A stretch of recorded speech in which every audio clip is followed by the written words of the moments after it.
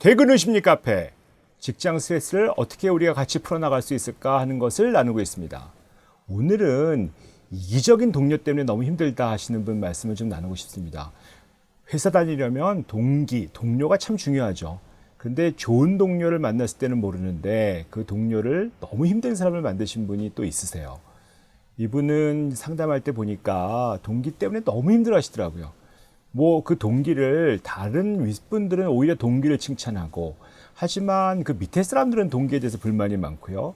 왜 그러냐면 그 동기가 아랫사람은 되게 괴롭히고, 하지만 윗사람한테는 정말 입에 혀처럼 군다고 하는 거예요. 자기도 이 사람하고 좀 친해 보려고 했지만 결국 인간성의 바닥을 보고 싫다, 나 그 사람 싫어하고 있다, 그러면서, 근데 그 사람은, 그 동기는 자기한테 계속 친하게 지내려고 애를 쓰신다는 거예요.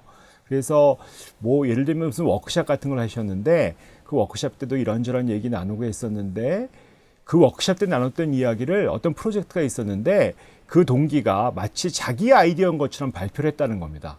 그래서 그 사람 순서가 자기 동기보다 뒤였기 때문에 내가 그 자기가 원래 준비한 걸 했더니 윗사람이 왜 너 그 사람 거를 하니? 뭐 이런 식으로 그 사람 아이디어를 네가 뺏은 거 아니야? 이렇게 되는 거예요.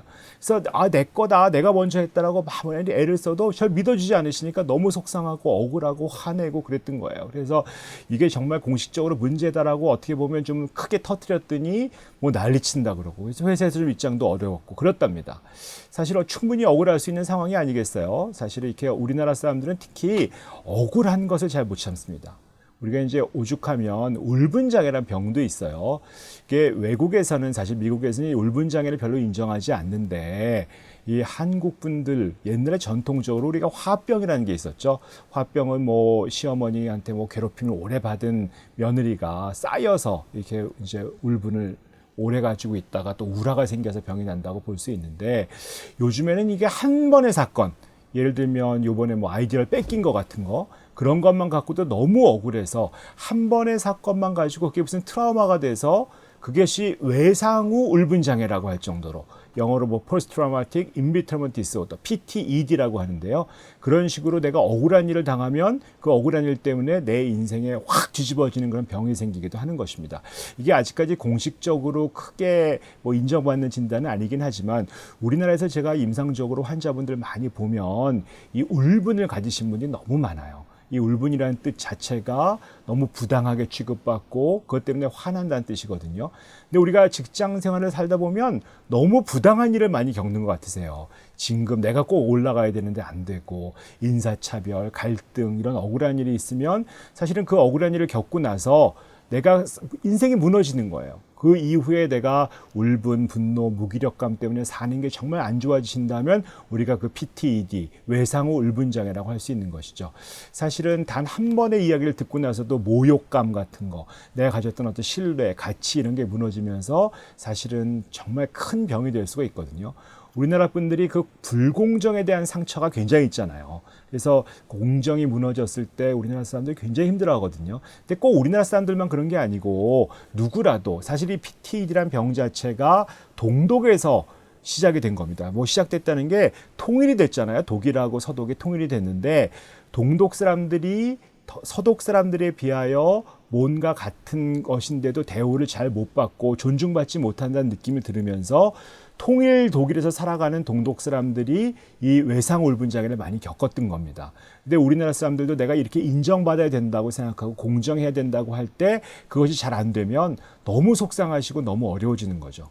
사실 이 저랑 상담하신 분도 자기 동기가 얄미운 것도 있긴 하지만, 그 윗사람이 네가 그거를 뭐 좀 아이디어를 뺏은 거 아니야? 뭐 이런 식으로 오히려 거꾸로 그럴 때 더 충격을 받고, 그러다 보니까 너무 상황이 생각나고 앉아보지 못하고 화나고 우라치밀고 속상하고 힘든 거였거든요. 사실 이 PTSD가 생기고 나면 자기 삶이 아주 망가지기 시작하기 때문에 정말 예방을 잘 하셔야 됩니다. PTSD는 우리가 치료할 수 있는 여러 가지 방법이 있긴 하지만, 제일 중요한 게 일종의 융통성, 그럴 수도 있지, 이렇게 뭐 세상엔 별일이 다 일어날 수 있어, 부당하고 불공정한 일이지만 어떻게 이 일이 나한테 일어난 거야, 이런 식으로 가기 시작하면 너무 억울하고 너무 힘든 거죠. 왜 하필 나야, 왜 이런 일은 절대로 일어나면 안 돼, 나한테 이런 일이 일어난다는 건 불공정해, 이런 것들은 사실은 아무런 도움이 되지 않습니다. 사실 어떻게 보면 이렇게 세상에는 내가 원하지 않아도 일이 일어날 수 있는 거죠. 내가 원하지 않는 일이 일어날 수 있다고 생각하는 것이 사실 융통성이고, 이 부당한 일을 강요한다는 건 너무 속상하고 고통스럽고 수치스러운 일이지만 이미 당했잖아요. 사실 어쩔 수 없는 일이고 피할 수 있으면 좋겠지만 험한 일 당할 수밖에 없는 것이고, 그런데 그 억울함 때문에, 그 부당한 일 때문에, 사실 부당한 걸 가한 건 상대방인데 내 인생이 망가질 수는 없지 않습니까? 그래서 이 PTSD에서 벗어나기 위해서는 사실은 이런 일들은 늘 있을 수 있다. 하지만 내가 피해자가 돼서 여기서 머물고 있으면 안 되겠다, 나의 삶을 망치면 안 되겠다 하는 것들이 굉장히 중요합니다. 그래서 이런 어떤 동기가 힘들고 이런 억울한 일이 많을 때는 사실은 이걸 어떻게 받아들일 것이냐 하는 것들이 반드시 필요합니다.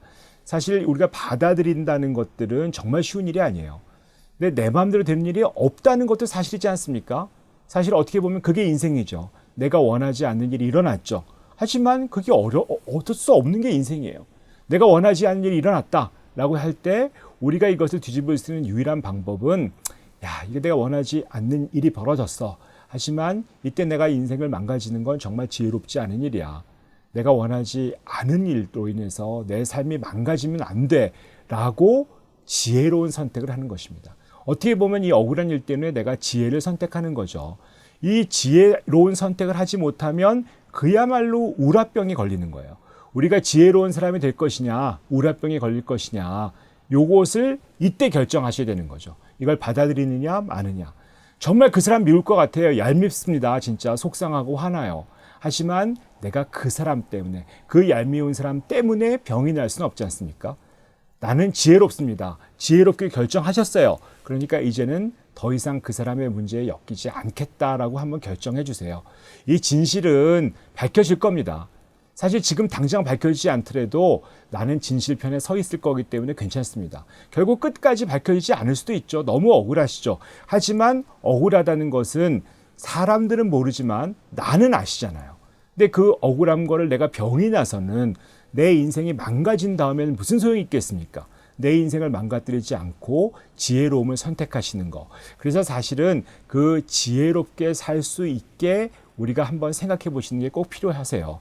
혹시 지혜가 필요하신 분들, 지혜에 대해서 관심 있으신 분들, 저희가 다음에도 한번 다뤄볼 것인데, 이런 세상에서 지혜롭게 산다는 것이라고 하는 책이 또 하나 있거든요. 제가 쓴 것인데 그것도 한번 읽어보시면 좋을 것 같습니다. 이번 기회에 이런 거 한번 읽어보면서 이 얄미울 때, 우라가 터질 때 우리 지혜로 한번 나가는 우리 모두가 되면 너무 좋겠습니다. 오늘은 여기까지 하도록 하겠습니다.